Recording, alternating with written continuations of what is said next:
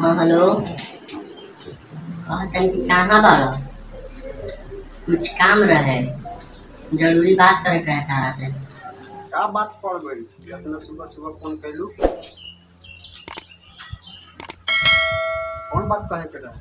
कहे कि भैया पापा लड़का देखे खातिर गई रहन जकाल, तो हम भौजी से कहली कि हम मुझे शादी ना करब। तुहार का विचार बा? तुहार वजह शादी करे के मन बा? भाग के कल बजे हमन ना, भाई की शादी नहीं करे के कि भौजी से हम कहनी हाँ, तो भौजी नंबर ले लिया तार के जाने फोन तारा भी करस तो तू बतिया ली। ठीक है बा, भैया भाभी से मान जा तो ठीक है नु बा, बाकी हमारा आशा नहीं है कि मानिए जा। कहा से कि हम अपनी गरीब घर परिवार के, तू बारू राजा महाराजा, हमारा न को संभव फरस फोन तो हम बात कर रहे हैं कह के कहम तुम्हारा। ठीक बा, तो भाभी से बात करके अब फोन करी हो तुम रखा तनी। ठीक बा। अच्छा बियाह करबो तुरंत बियाह के भूत उतार तनी। बड़े लड़का के हइए बा अने भाई आइए बांस आ बड़े के बहने बोलावा तनी आ नाती के जाने ले ले तनी, हो जाई कनी मर का बियाह। रुक जा फोन करे दा, नंबर दे रहे बड़े।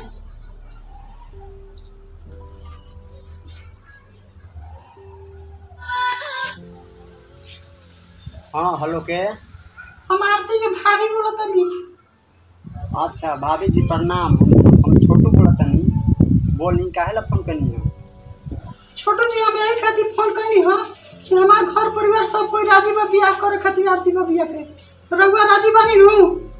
तो रउआ राजी बानी तो बउआ के हमर शाम के बर्थडे बा, वही में रउआ आ जाई, रउआ बात विचार हो जाई, रउरो काम हो जाई। ठीक बा नु? ठीक बा।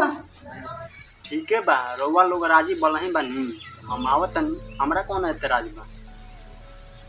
हम शाम के आवत तनी जा। ए जी आरती जो औले के वास्ते बतियावे ले नु, हां ओकरा के फोन करके बोले ले बानी। अच्छा आई अना तू के मार दे के बा, मार के फेंक दे के बा।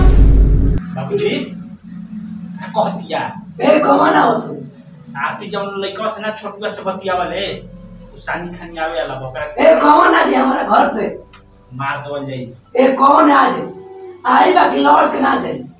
ए चिल्लात काहे बाड़ा मत दे? ए का हो जे अगल बगल सुन लिहन सब। आज पूरा मॉडल आवाज सर के जना हमारा घरे आ जातो।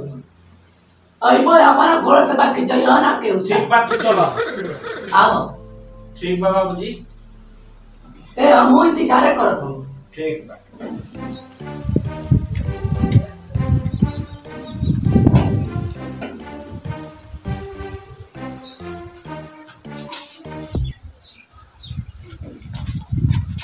तू कहाँ आ गेल हो?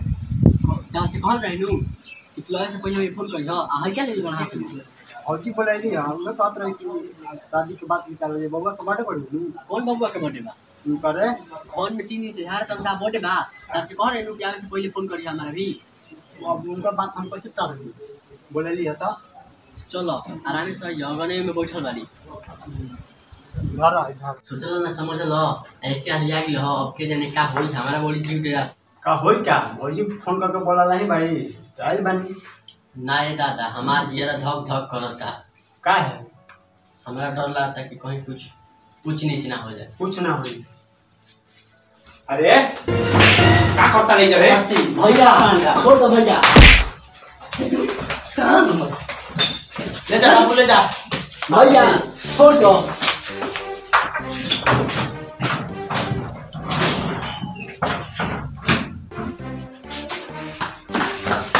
बाबूजी चली वन कदल बानी ओकरा के रूम में चली ओकर ए, जा चल। बात हो जा। चली चल चल चली।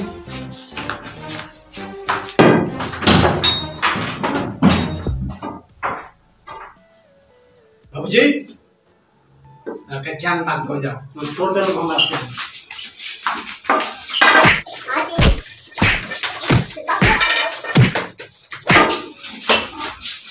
अरे बाप रे, छोड़ दो हम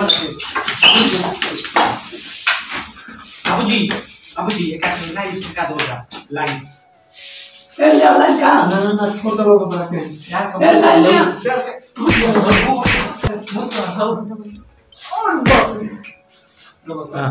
आई हो बाबू आई हो माई आरती आई हो बाबू पानी आई हो बाबू आई हो माई बाबू पानी पानी भैया पानी आई हो माई आई हो बाबू काय कर रहे हैं भाई खोलो लोग काय क्या करता है लोग पानी पानी पानी भैया बचाओ भैया बचाओ पानी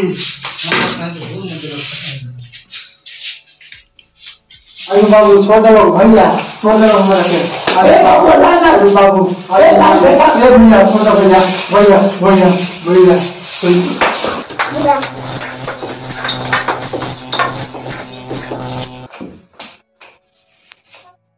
ए गला ऊपर भैया आओ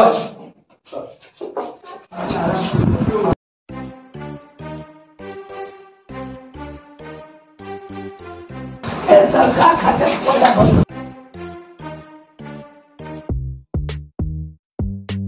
हाय दादा टीका उम्र में छोटू के हाय दादा हाय भैया क्या कर ला